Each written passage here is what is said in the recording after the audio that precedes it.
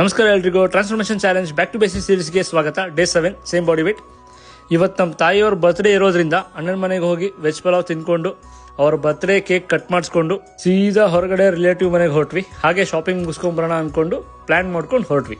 Usually Sunday ನಾನು rest ತಗೋತೀನಿ, ಅಂದರೆ ವೇಟ್ ಟ್ರೈನಿಂಗ್ ಮಾಡಲ್ಲ. So I will try to keep myself very active. So step count ತುಂಬಾನೇ ಆಯಿತು. ಹಾಗೆ ದಿನ ಪೂರ್ತಿ ಟೈಮ್ ಹೋಗಿದೆ ಗೊತ್ತಾಗಿಲ್ಲ. ಸೊ ನೀವು ಕೂಡ ಒಂದು ದಿನ ರೆಸ್ಟ್ ಮಾಡಿ.